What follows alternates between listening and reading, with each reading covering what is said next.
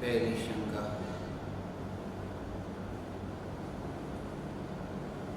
पूज्य गुरुदेव के चरणों में पुष्पा के सविनय प्रणाम स्वीकारिएगा जी। आपके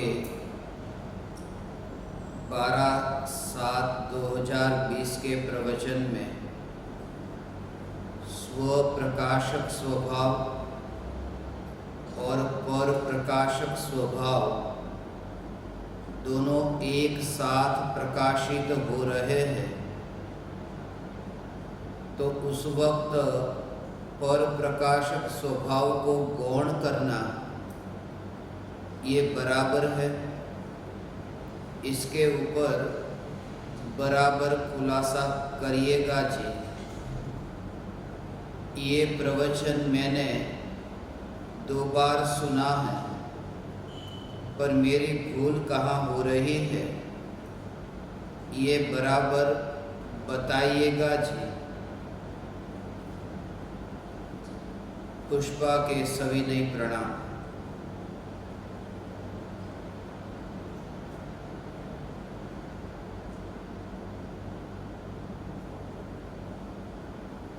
चैतन्य स्वभावी भगवान आत्मा अनादि अनंत शुद्ध चैतन्य मात्र है, ज्ञान मात्र है। द्रव्य स्वभाव की दृष्टि से चैतन्य स्वभावी है, फिर भी पर्याय की दृष्टि से भगवान आत्मा का स्वरूप समझाने के लिए स्व को जानने वाला भगवान आत्मा और पर को जानने वाला भगवान आत्मा, ऐसे 2 भेद करके समझाया जाता है। इसलिए ये शब्द सुने हैं कि भगवान आत्मा कि जिस भगवान आत्मा का ज्ञान स्वभाव स्वप्रकाशक है और परप्रकाशक भी है। जो दीपक की ज्योति अन्य पदार्थों को प्रकाशित करती है, वही दीपक की ज्योति ज्योति को भी प्रकाशित करती है। और यदि गहराई में जाओ तो तुम्हें एहसास होगा कि दीपक की ज्योति अन्य पदार्थों को प्रकाशित नहीं करती है और दीपक की ज्योति को भी प्रकाशित नहीं करती है। जैसे तुम स्वरूप के निकट जाकर अनुभव करोगे, तब यह अनुभव होता है कि दीपक की ज्योति से अन्य पदार्थ प्रकाशित तो होते हैं, मगर दीपक की ज्योति प्रकाशित करती नहीं है। ऐसे ही दीपक की ज्योति से दीपक की ज्योति प्रकाशित तो होती है, मगर दीपक की ज्योति को प्रकाशित करती नहीं है। ये कर्तृत्व बुद्धि छूटने पर वो ज्योति का जो सहज स्वभाव है, वो स्वभाव तुम्हारी समझ में आएगा। अब ये सिद्धांत जो कि एक समय में ये दोनों स्वभाव, स्वप्रकाशक स्वभाव और परप्रकाशक स्वभाव, एक ही समय में प्रकट है। अज्ञानी को अज्ञानता के काल में भी, मिथ्यात्व के काल में भी, वो जो पर्याय और द्रव्य के भेद से ये देखे तो कि जो ज्ञान की पर्याय है, ज्ञान की एक समय की पर्याय में निर्विकल्प अनुभूति के काल में पूरा द्रव्य जानने में आया, वो पूरे द्रव्य में चैतन्य तत्व जो है, वो जो पर्याय से न्यारा है, वह चैतन्य तत्व ही मैं हूं। चैतन्य तत्व ही मैं हूं, यह कहकर के स्व प्रकाशक स्वभाव उस समय प्रकट है वह कहा। और जो पर्याय में निर्मलता प्रकट हुई, पर्याय में जो सम्यक दर्शन ज्ञान चारित्र प्रकट हुए, वे भी ज्ञान में तो प्रतिबिंबित हुए।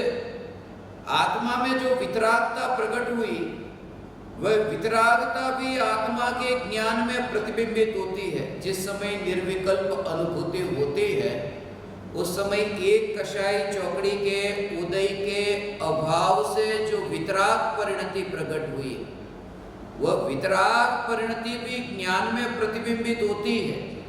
अकेला त्रिकाली ध्रुव भगवान आत्मा नहीं, उसका कारण समझे कि चौथे गुण स्थान में जो त्रिकाली ध्रुव भगवान आत्मा ज्ञान में प्रतिबिंबित हुआ, एक समय की पर्याय में त्रिकाली ध्रुव भगवान आत्मा, तो जो पांचवें गुण स्थान में जब निर्विकल्प अनुभूति होती है, पांचवें गुण स्थान में भी जो ज्ञान में प्रतिबिंबित हुआ, वह भी त्रिकाली ध्रुव भगवान आत्मा प्रतिबिंबित हुआ। और केवली भगवान को भी ज्ञान में त्रिकाली ध्रुव भगवान आत्मा प्रतिबिंबित हुआ। तो सभी को निर्विकल्प अनुभूति के काल में ये त्रिकाली ध्रुव भगवान आत्मा ही जानने में आता है। तो फिर ये आनंद में फर्क क्यों? चौथे गुणस्थान में, पांचवें गुणस्थान में वो आनंद बढ़ता जाता है। वो जैसे जैसे शुद्धता में वृद्धि होती है, वितरागता में वृद्धि होती है, ऐसे ऐसे आनंद में भी वृद्धि होती है। तो वो त्रिकाली ध्रुव यदि चौथे में भी इसे जाना, पांचवें में भी इसे ही जाना, छठे में भी इसे ही जाना, यदि सब में इसे ही जानते तो फिर यह आनंद भी एक समान रहना चाहिए, क्योंकि ये त्रिकाली ध्रुव तो एक है। मगर यहां से यहां आनंद बढ़ता जाता है, क्योंकि जितना जितना जोर त्रिकाली ध्रुव पर आता है, उतने अंशों में पर्याय में जो वितरागता में वृद्धि हुई, वो वितरागता की वृद्धि भी ज्ञान में जानने में आती है। वो वितरागता में जो शुद्धता में वृद्धि होती है, वो ज्ञान में जानने में आती है। मगर ज्ञान में जब वो जानने में आती है, उस समय श्रद्धा का जो जोर है, वो ज्ञान में प्रतिबिंबित होने वाली वितरागता की पर्याय, जिस वितरागता की पर्याय में प्रति समय शुद्धता में वृद्धि हो रही है, ऐसी वितरागता की पर्याय वह ज्ञान में जानने में आती है। मगर उसमें भी एक समय के लिए भी दृष्टि में कोई फर्क नहीं पड़ता, आनंद बढ़ता जाता है, आनंद बढ़ता जाता है। जैसे जैसे शुद्धता ज्ञान में जानने में आती है, प्रकट होने वाली शुद्धता ज्ञान में जानने में आती है, ऐसे ऐसे आनंद बढ़ता जाता है।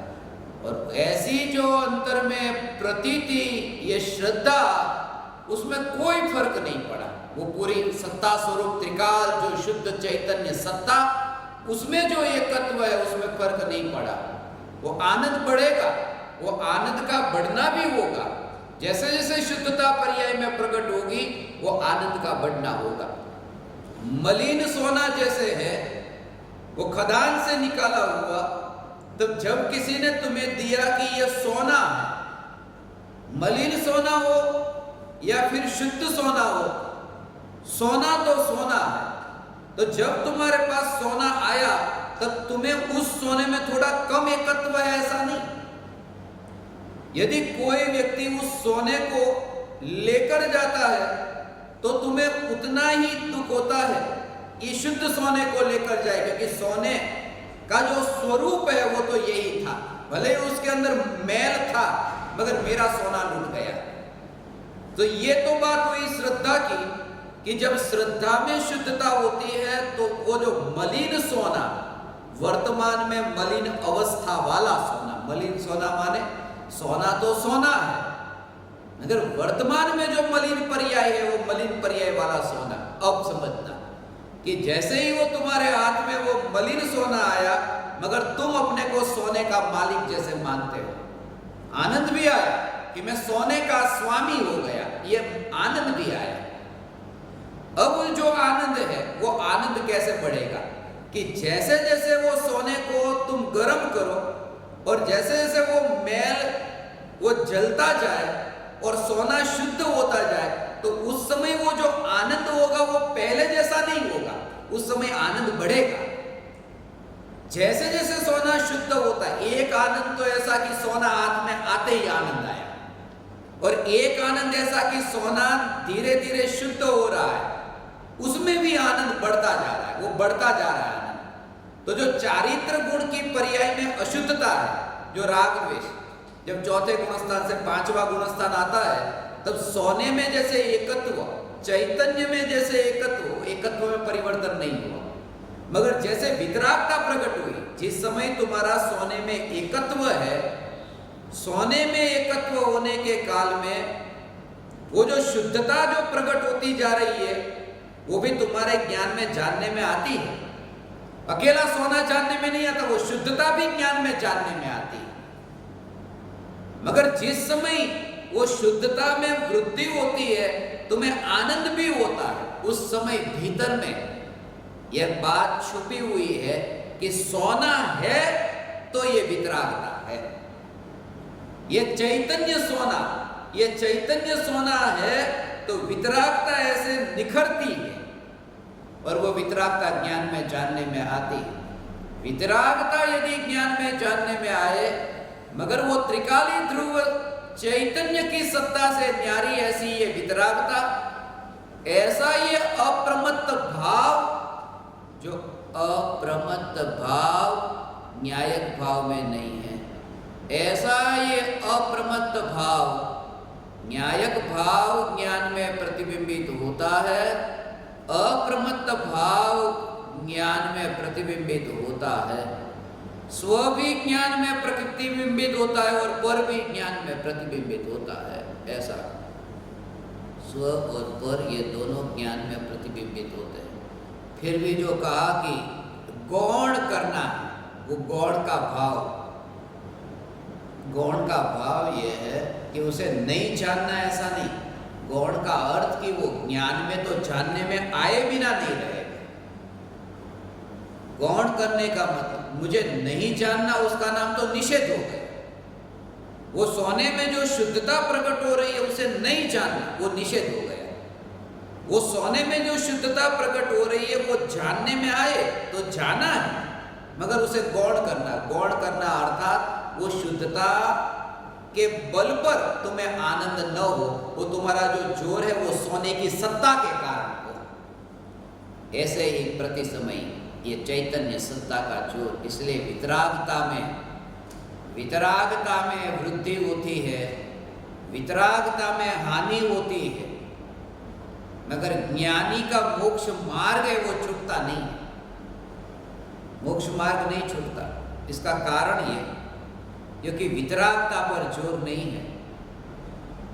पांचवें गुणस्थान में, छठे गुणस्थान में ये पर्याय की शुद्धता, वो शुद्धता जो जानने में आती थी, चौथे गुणस्थान में ऐसी वो जो पर्याय की शुद्धता जानने में नहीं आती। फिर भी वो मोक्ष मार्ग है। वो मोक्ष मार्ग का कारण वो चैतन्य सत्ता, वो सत्ता की शुद्धता, इसी में एकत्व है।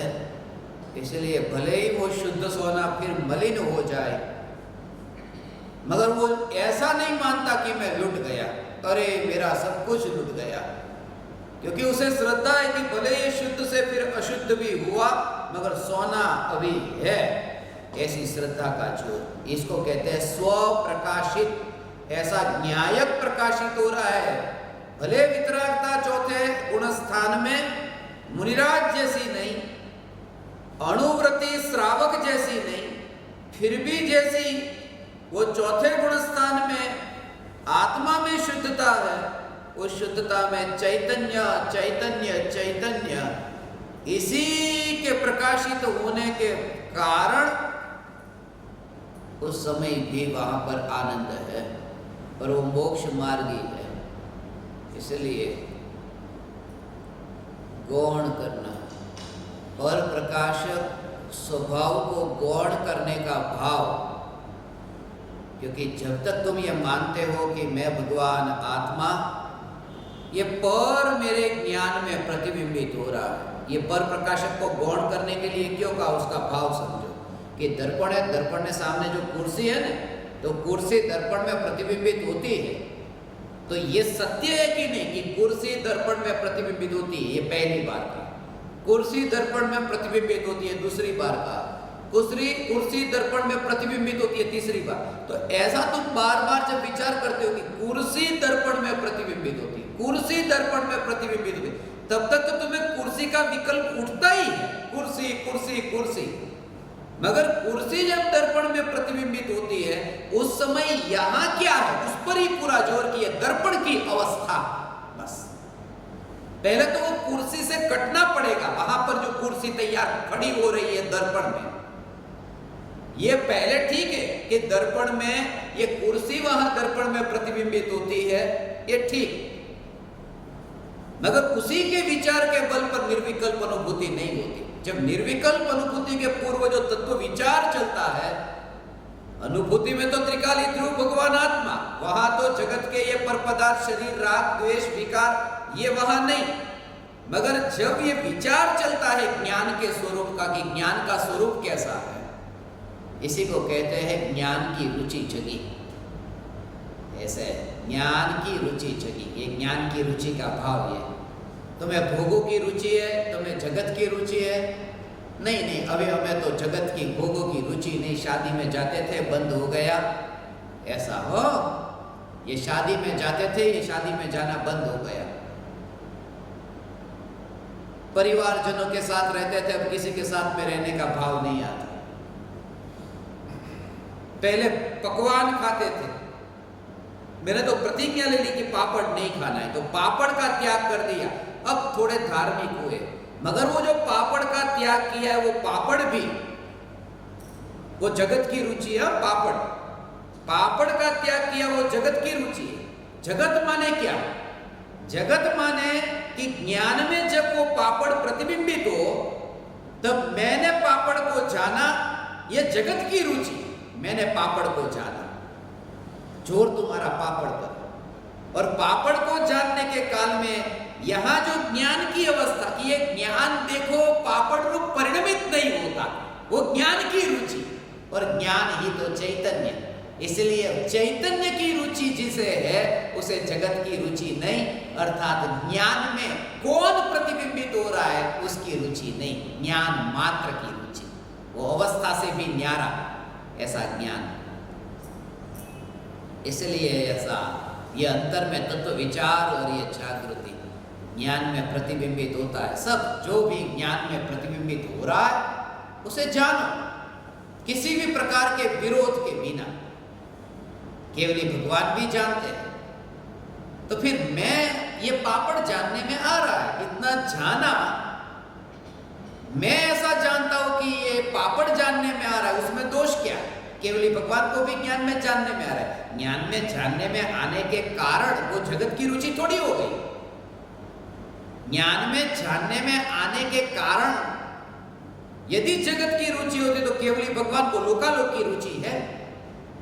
मगर केवली भगवान को वो जो ज्ञान में प्रतिबिंबित हो रहा है, वो जो ज्ञान है ना, उसके पहले ऐसी दशा थी, ये जो उस दशा तक पहुंचे उससे पहले केवली भगवान तो लोकालोक को जानते हैं, तो लोकालोक को जानते रहो और आत्मा को भी जानते रहो।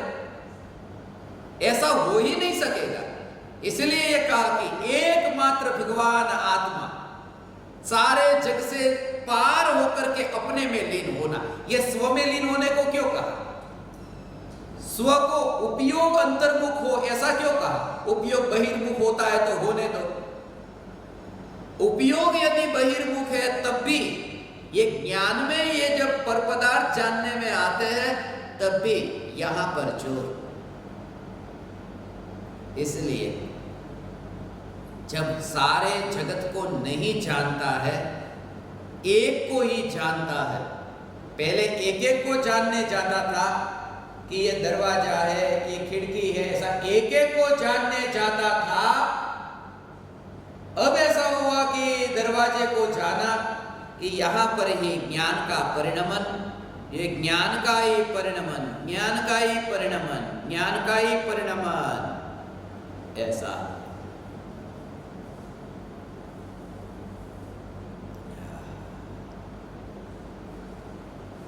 ऐसा ये ज्ञान का परिणाम।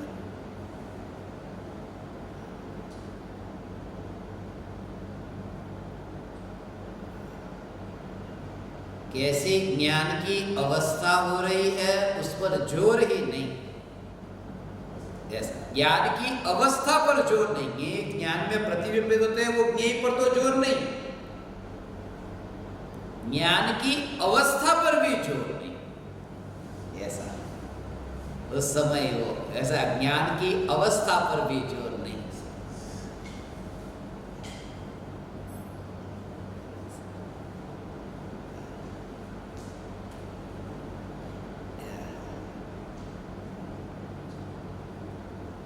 तरह तरह की अवस्था, ज्ञेयों की अवस्था, ज्ञान की अवस्था, उस अवस्था से न्यारी चैतन्य मात्र की अनुभूति, ऐसा चैतन्य मात्र की अनुभूति, चैतन्य मात्र की अनुभूति। वो जो आकार है वो परद्रव्य का आकार जो ज्ञान में जानने में आता है वो तो अपनी सत्ता में, वो उसकी अपनी सत्ता में। और यहाँ जो ज्ञान की अवस्था, ये ज्ञान की अवस्था अपनी सत्ता में। मगर जिस समय वो ज्ञान की सत्ता मात्र की अनुभूति होती है तब वहाँ ये पर्याय का विकल्प नहीं, अवस्था का विकल्प नहीं। इसलिए अगले समय की पर्याय में ज्ञानी दुखी नहीं होता, क्योंकि अवस्था ज्ञान की भले बदल गई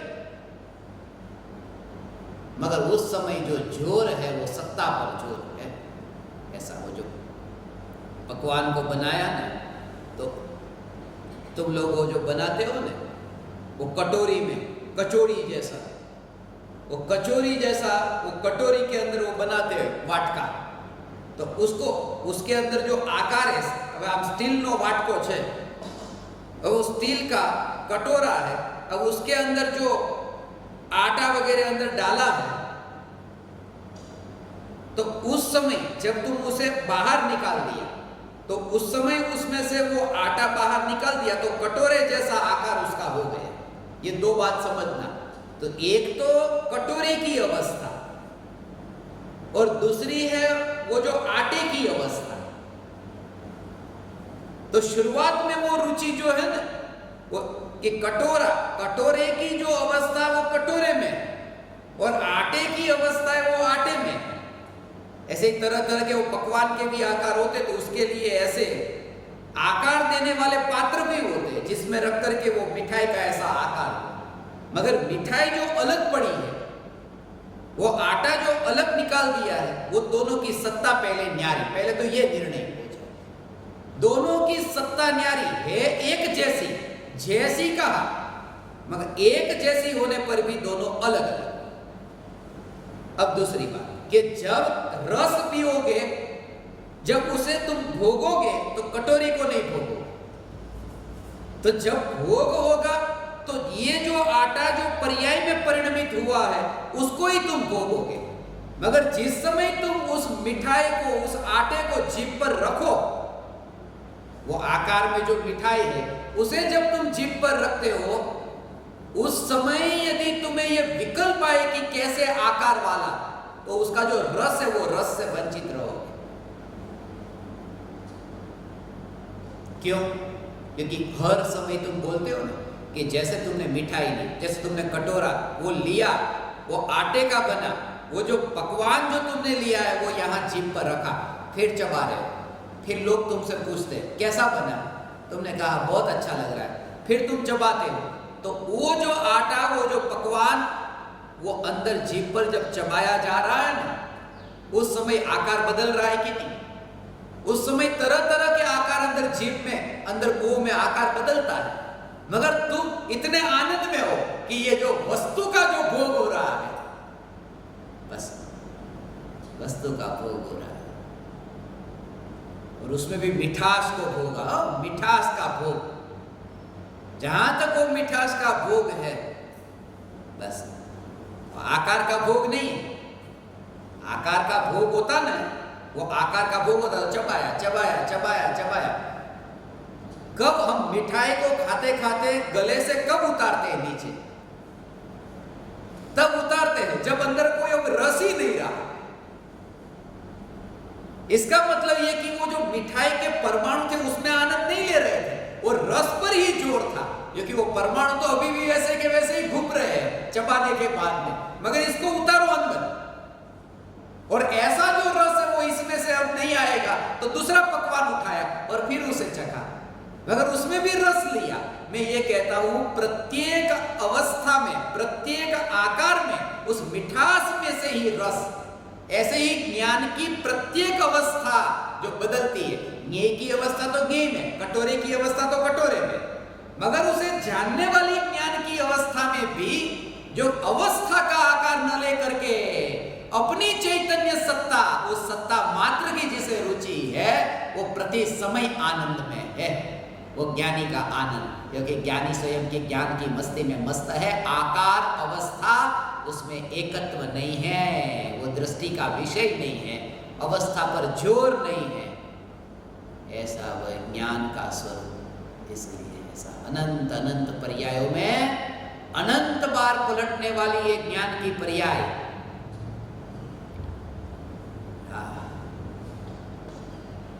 ये ज्ञान की पर्याय, एक पर्याय, दूसरी पर्याय, तीसरी पर्याय, ऐसी हो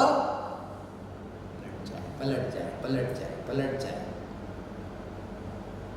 ऐसा नहीं तो दुख होगा।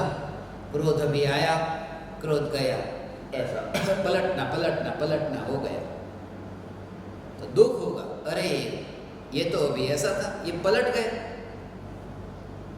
पलट जाता है। पलटना, मुझे तो पलटना अच्छा ही नहीं लगता।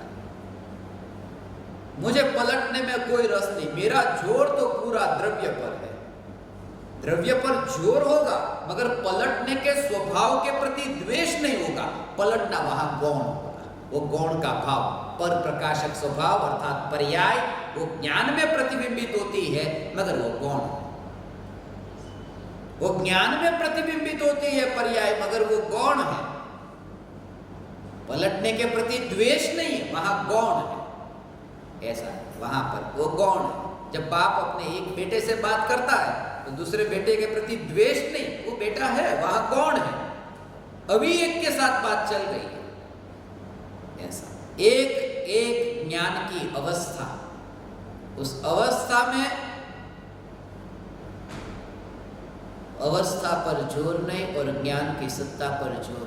अवस्था पर द्वेष भी नहीं, वो जोर नहीं का मतलब ये, क्योंकि जोर होता तो एकत्व होता, इसलिए द्रव्य पर जोर है, अवस्था पर जोर नहीं। जोर न होने का अर्थ राग भी नहीं, द्वेष भी नहीं। ठीक है, ये वस्तु का स्वरूप है। पर्याय से द्वेष मत कर। जिसने पर्याय से द्वेष करके आत्मा की साधना प्रारंभ की, उसका मतलब ये कि वो अनंत काल के लिए मिथ्या दृष्टि रहना चाहता है, क्योंकि वो पलटने से द्वेष करता है। और मिथ्यात्व से सम्यक्त्व में ये पलटना ही तो होता है, उसे पलटना चाहिए ही नहीं। तो ये तो पर्याय हो गई ना, पलटना ही पर्याय। तो संसार में भटके रहो, क्योंकि तुम्हें तो पलटना चाहिए ही नहीं, पलटना लगता ही नहीं अच्छा। तो पलटना तो होगा, मगर पलटने की ओर दृष्टि नहीं होगी, उसका जोर नहीं होगा।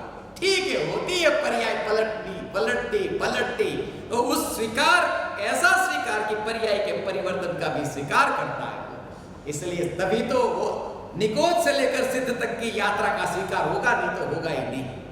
ये पर्याय का स्वीकार, मगर निकोज से सिद्ध तक की यात्रा उनकी ओर दृष्टि करने से नहीं होगी। इसलिए ध्रुव पर जोर और पर्याय को गौण, स्व प्रकाशक को मुख्य और पर प्रकाशक को गौण। ये कैसे करना, उसका भाव है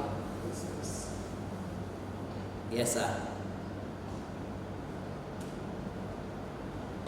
दोनों एक साथ में, ये जो खास स्व प्रकाशक स्वभाव और पर प्रकाशक स्वभाव, ये दोनों एक साथ प्रकाशित हो रहे हैं एक ही समय में, एक साथ। ये दोनों का उसका भाव क्या है कि दोनों एक समय में प्रकाशित हो रहे हैं। पहले वो ज्योति ऐसा विकल्प करे कि मैं अपने को प्रकाशित करूं, और फिर वह ज्योति ऐसा विकल्प करे कि मैं पर को प्रकाशित करूं, ऐसा नहीं। ये स्वभाव।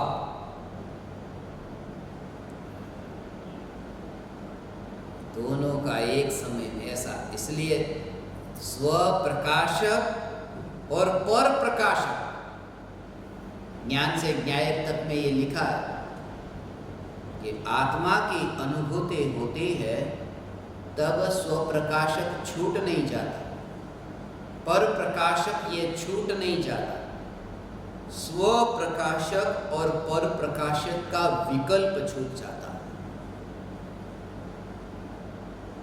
ऐसा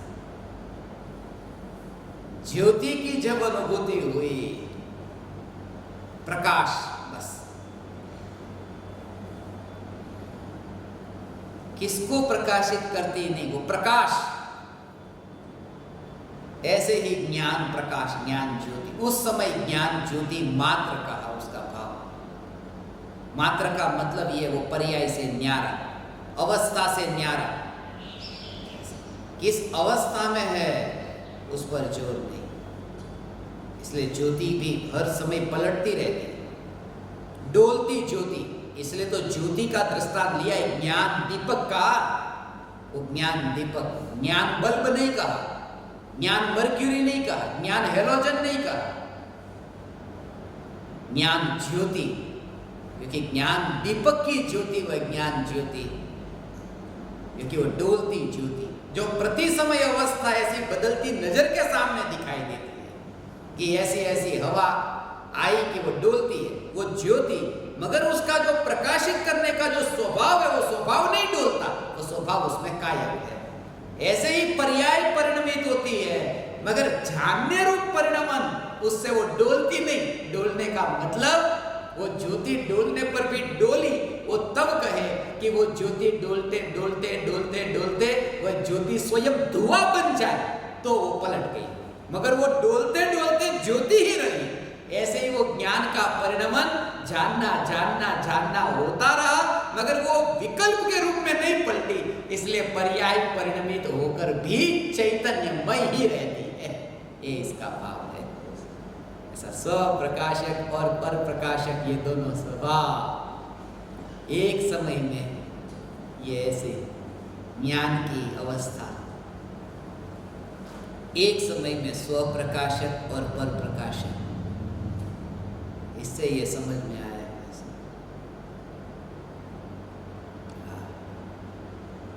इसी के बल पर ये कहा, ज्ञानी जहां पर भी है वे अपने में है, जहां पर है वे अपने में है। ज्ञानी को प्रत्येक समय यह जागृति है, मैं चैतन्य तत्व। प्रत्येक समय माने क्या? किसी भी काल में ज्ञानी को जागृति है। किसी भी काल का मतलब सुबह दोपहर शाम नहीं, किसी भी काल में, रविवार सोमवार मंगलवार नहीं, 1 तारीख 2 तारीख ऐसा वो किसी भी काल का मतलब ये नहीं। ये जो संयोग वियोग हो रहे हैं वो किसी भी संयोग वियोग के काल में, वो भी उसका अर्थ नहीं। शरीर मिला, शरीर छूटा, तो भी ज्ञानी आनंद में, किसी भी काल में, जन्म हो मरण हो, किसी भी काल में, ये अर्थ नहीं है उसका। ज्ञानी को प्रत्येक अवस्था में जागृति रहती है, उसका भाव ये। ज्ञानी जहां पर भी रहे वो अपने में रहते हैं, जहां पर भी किसी भी अवस्था में वे अपने में रहते हैं। अर्थात क्रोध आया फिर क्रोध चला गया तो भी ज्ञानी अपने में रहते हैं। ऐसा इसका भाव नहीं है, नहीं है। भाव यह है किसी भी अवस्था के काल में ज्ञान की जो पर्याय है वो किसी भी आकार की हो, किसी भी अवस्था रूप परिणमित होती हो। ज्ञान की अवस्था किसी भी अवस्था में परिणमित होती हो, फिर भी ज्ञानी को यह जागृति कि मैं चैतन्य, ऐसा किसी भी अवस्था के काल में वो अवस्था उसकी अवस्था। ऐसा एक गुब्बारा है ना, तो एक व्यक्ति को गुब्बारे किसी भी अवस्था के काल में वो गुब्बारे में संतुष्ट है, किसी भी अवस्था के काल में वो स्वयं को गुब्बारे का मालिक मानता है। वो किसी भी अवस्था काल में, अर्थात वो गुब्बारा टेबल कुर्सी के पास पड़ा है, उस समय वो गुब्बारे को एकत्व, गुब्बारे में ऐसा एकत्व कि मैं इसका मालिक। टेबल कुर्सी दूर चले गए मगर मैं गुब्बारे का मालिक। मित्र आया चला गया, शत्रु आया चला गया, मगर मैं गुब्बारे का मालिक। ऐसा इसका भाव नहीं। किसी भी अवस्था के काल में, अर्थात गुब्बारा जब वो फूलता है उसकी अवस्था गुब्बारे की थोड़ी बड़ी हुई फिर छोटी हुई, ये जो गुब्बारे की अवस्था होती है फिर भी उसका एकत्व गुब्बारे में है कि मैं 2 गुब्बारे और 3 गुब्बारे, ज्यादा गुब्बारे का मालिक हो गया या कम गुब्बारे का मालिक नहीं, एक गुब्बारा। वो गुब्बारे की अवस्था के काल में गुब्बारे में एकत्व, वो किसी भी अवस्था के काल में उसे गुब्बारे में एकत्व है। ऐसे ही किसी भी अवस्था में तुम सुनो ना, उसका भाव ये ज्ञान की किसी भी अवस्था में, अर्थात ज्ञानी को प्रत्येक अवस्था में स्वयं की जागृति, प्रत्येक ज्ञान की पर्याय में चैतन्य सत्ता में एकत्व, ये इसका भाव हुआ। दूसरी शंका,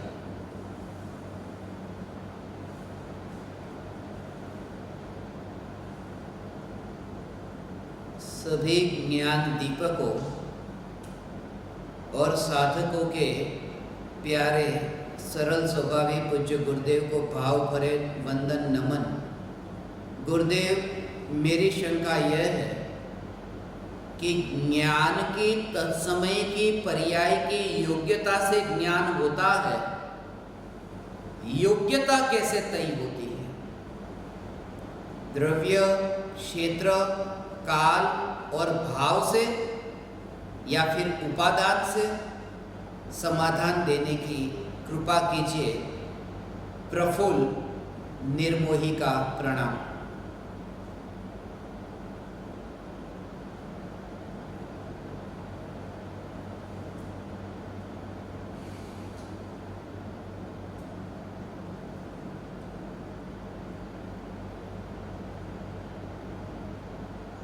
जब कार्य होता है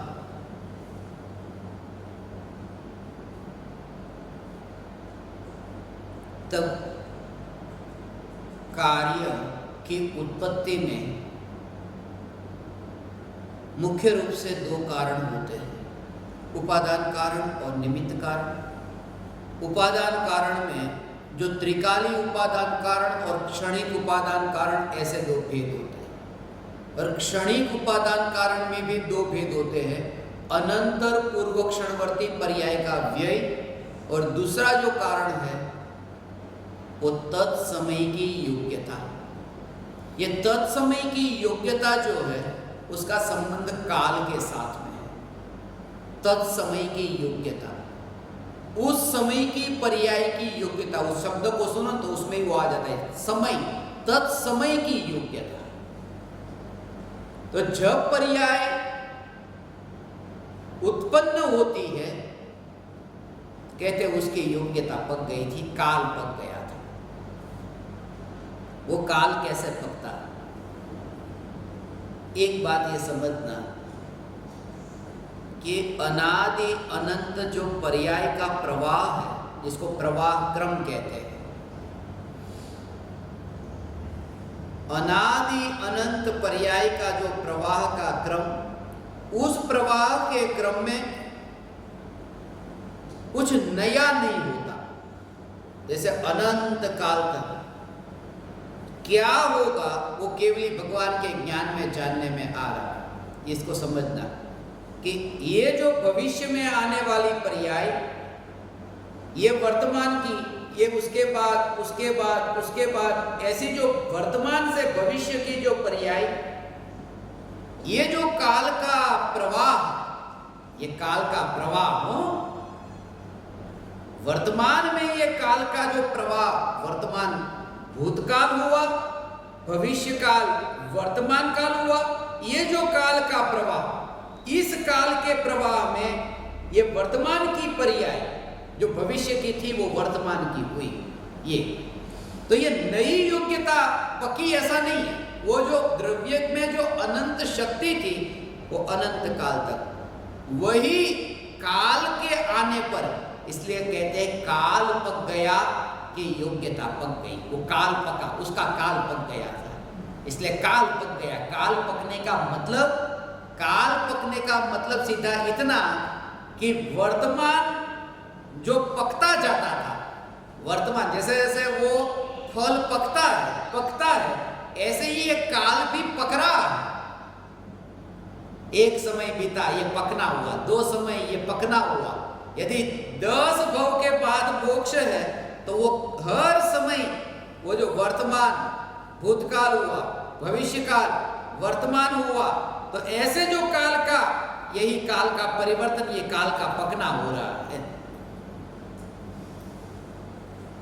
इसलिए जब काल पकता है तब फल पकता है। मोक्ष को फल कहा। मोक्ष रूपी फल तब पकता है जब काल पकता है।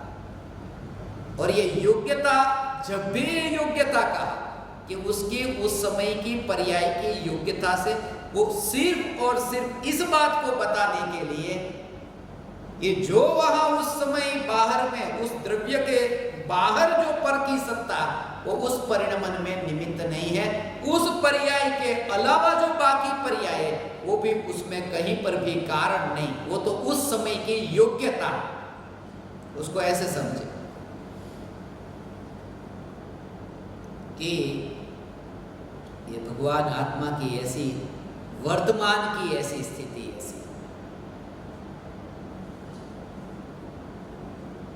सामने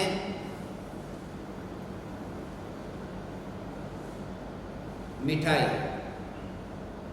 अब इसको समझना, 12 बजे तुम भोजन की थाली उठा रहे और वहां मिठाई को देखा, उसका रस कैसी मिठाई है अभी पता नहीं। ये ज्ञान का परिणाम कैसा होता है उसको समझो, और वो योग्यता समझ में आएगा।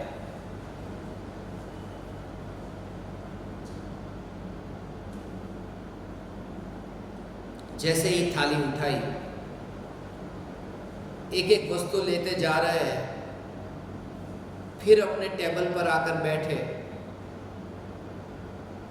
और फिर 12:12 वो मिठाई का जो टुकड़ा, वो 12:12 पर तुमने जीभ पर रखा, और तुम्हें ज्ञान हुआ कि ये मिठाई है, ये ज्ञान। बहुत सी चीजें ऐसी होती, ये मीठी होगी कि नमकीन होगी, दूर से पता ही नहीं चलता। जब जीभ पर रखा तब 12:12 पर ये जाना। और ज्ञानी क्या कहते हैं, अब ये समझो, और उसके पीछे का सीक्रेट समझो, वो रहस्य जो मैंने कल कहा ना, धर्म एक रहस्य है। और ये रहस्य कि जब 12:12 पर जीभ पर मिठाई रखी और ये ज्ञान हुआ कि ये मिठाई है, ये मिठास है, ये ज्ञान हुआ। दूसरी ओर ये क्या कहा कि इंद्रियों से ज्ञान होता नहीं। इंद्रियों से ज्ञान होता नहीं है, तो जब तक वो मिठाई को जीभ पर नहीं रखा तब तक ज्ञान नहीं हुआ। और जिस समय मिठाई को जीभ पर रखा कि ज्ञान हुआ, ये नजर के सामने तो दिख रहा है, नहीं तो दूर से बता दो। इंद्रियों से ज्ञान नहीं होता तो दूर से बता दो। तो अभी जो ये कहा, जीभ पर मिठाई आने के बाद भी ये कहते हैं कि जीभ से ये ज्ञान नहीं होता है, तो 12 बजे हो जाना चाहिए था। 12 बजे ज्ञान क्यों नहीं होता? 12 बजे ये ज्ञान नहीं हुआ क्योंकि मिठाई को जानने रूप परिणमित होने वाली ज्ञान की पर्याय की योग्यता 12 मिनट बाद पकने वाली है।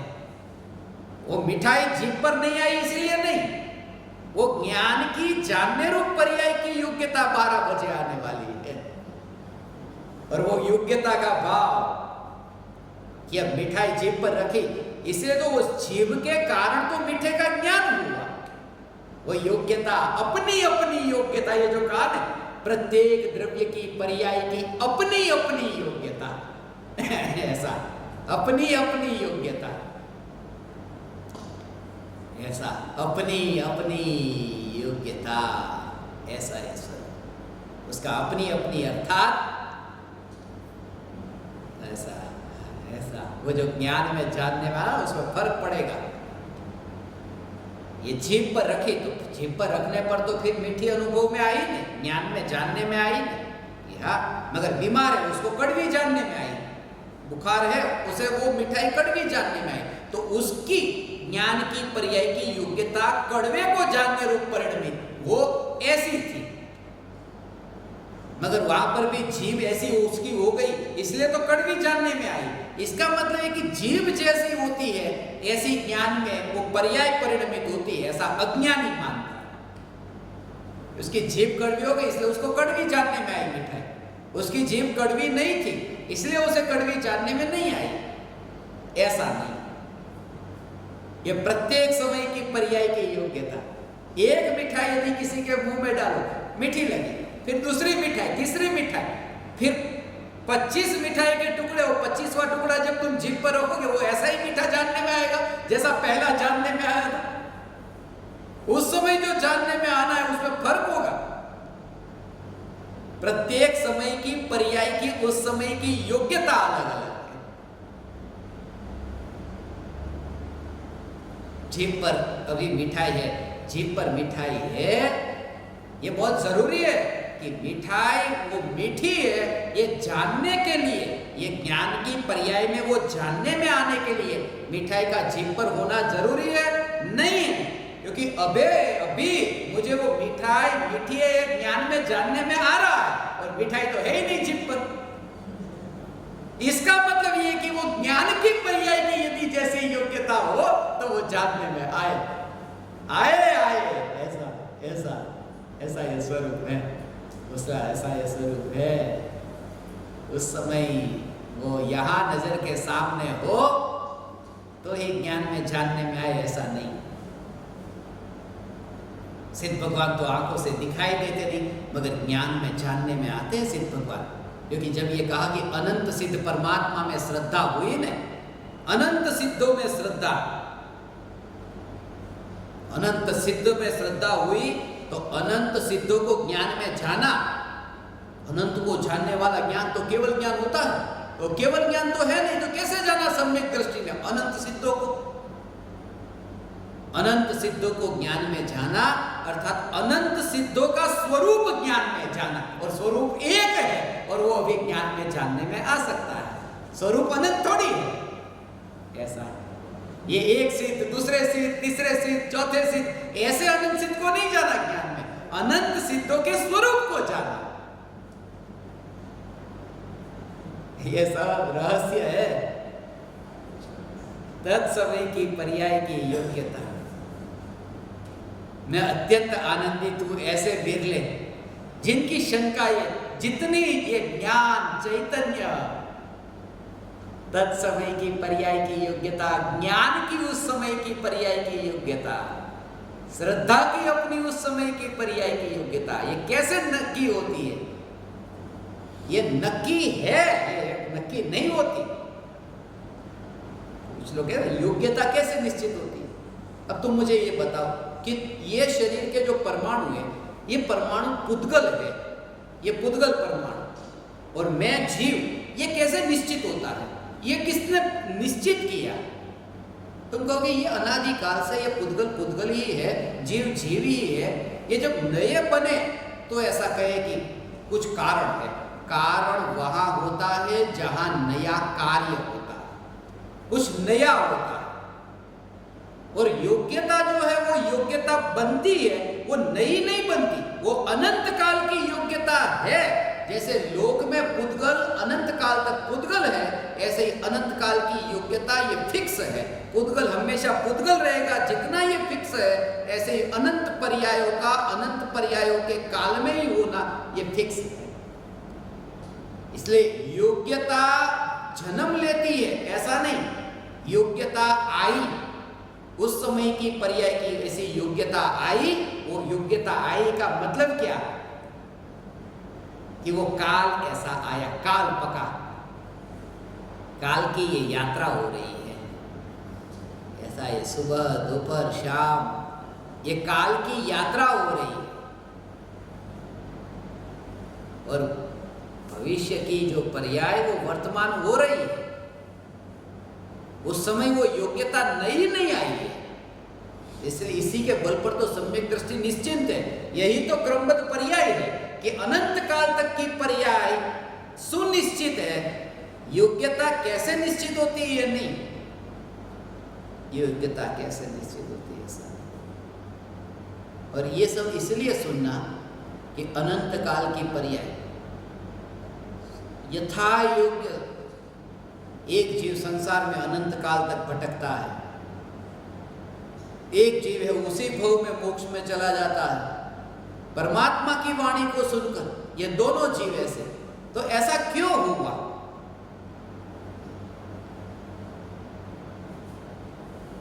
कि उसके काल के परिणमन में, पर्याय के परिणमन में ये नया कार्य नहीं घुसा है। वो मोती नया नहीं आया।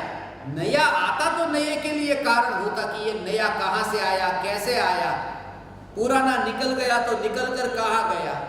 ये तो सब मोती अनादि अनंत ऐसे है, उसके कारण नहीं। और व्यवहार से यदि कहो तो फिर अलग अलग प्रकार के कई कारण होंगे। ये तो सिद्धांत की बात, निश्चय के सिद्धांत की बात। व्यवहार से फिर कारण होंगे कि भाई इस जीव का मोक्ष में जाना इस समय क्यों हुआ, कि उसी समय निकोदिया का फिर निकोद में से बाहर निकलना था कि इसको फिर मोक्ष में जाना था। ये सहज संयोग है। मगर एक जो जीव सिद्ध हुआ उसने निकोदिया को बाहर नहीं निकाला, और निकोदिया जो बाहर निकला उसने सिद्ध भगवान को वहां उस आत्मा को सिद्ध शिला पर नहीं भेजा। ऐसा ये व्यवहार का कथन ऐसा है। दोनों की उस समय की पर्याय की योग्यता, ज्ञान की तत्समय की पर्याय की योग्यता से ज्ञान होता है।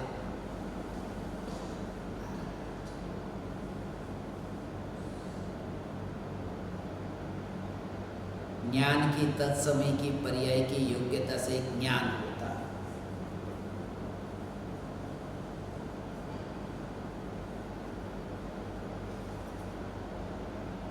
इसलिए ज्ञान की पर्याय का विरोध नहीं।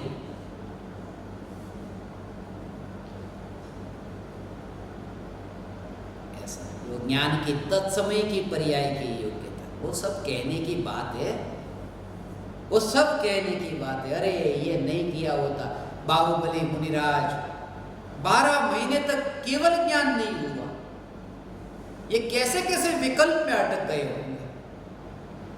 12 महीने तक कहीं ना कहीं अटक गए। भरत चक्रवर्ती को अंतर्मुहूर्त में केवल ज्ञान, कितना जल्दी, और बाहुबली मुनिराज को 12 महीने में।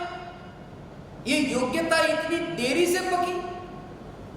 योग्यता देरी से नहीं, योग्यता उस समय पर ही आई जिस समय थी। यदि वो एक समय पहले केवल ज्ञान हो तो विश्व की व्यवस्था बिगड़ जाए। वो केवली भगवान ने केवल ज्ञान में नहीं जाना था कि ये मुनि धर्म अंगीकार करने के बाद में 12 महीने से पहले लोकालोक इसकी ज्ञान की पर्याय में जानने में आए, ऐसी ज्ञान की योग्यता ही नहीं पकने वाली। जो इस सिद्धांत को समझे कि वो ज्ञान की उस समय की पर्याय की योग्यता से ज्ञान होता है, तो फिर वो बाहुबली मुनिराज को क्या क्या विकल्प थे इसलिए ज्ञान नहीं हुआ, ये बात झूठी। वो ज्ञान की पर्याय की योग्यता अभी तक नहीं थी। ऐसा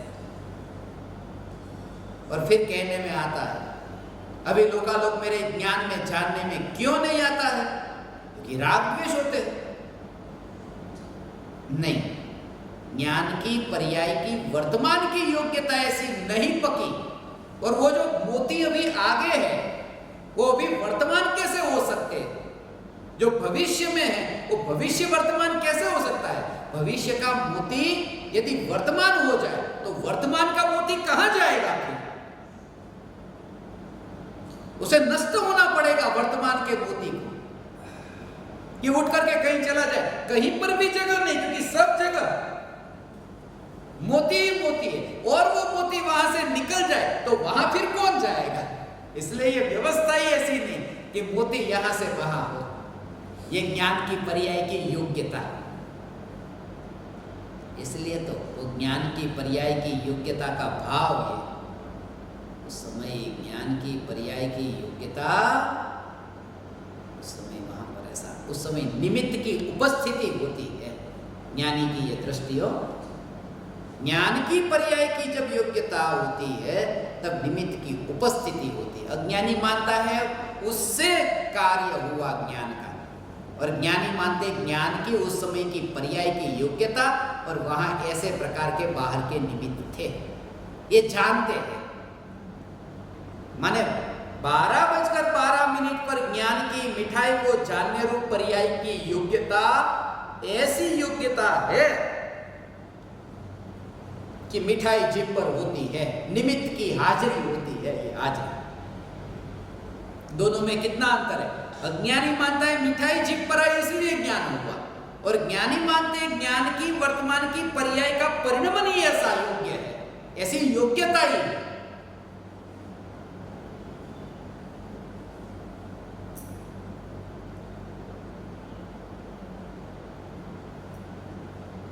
और जो भी कार्य होता है उस कार्य में एकत्व करके स्वीकार नहीं हो सकता। हमेशा ये याद रखें, कार्य में एकत्व कर कार्य का स्वीकार नहीं हो सकता। जैसे तुम्हारे घर में आग लगी और इतना ममत्व है, एकत्व, कि यही मैं, ये न रहा तो मैं कैसे रहूंगा, ये मकान ही मेरी सत्ता है। और दूसरों के मकान में आग लगी, तुम स्वीकार कर सकते हो कि ठीक है लगी। सीधी सी बात, जहां एकत्व है उस वहां पर सहज स्वीकार न होगा। उसका मतलब क्या होगा कि पर्याय में जिसको एकत्व है, वो मकान में एकत्व नहीं होगा तो स्वीकार होगा, और पर्याय में एकत्व नहीं होगा तो पर्याय का स्वीकार होगा। और सम्यक दृष्टि को पर्याय में एकत्व नहीं है, इसलिए सम्यक दृष्टि को सभी पर्याय का स्वीकार, क्योंकि एकत्व पर्याय का नहीं, एकत्व नहीं होता तभी स्वीकार प्रकट होता है, एकत्व के साथ स्वीकार नहीं हो सकता। ये इसका भाव है। आज इतना ही।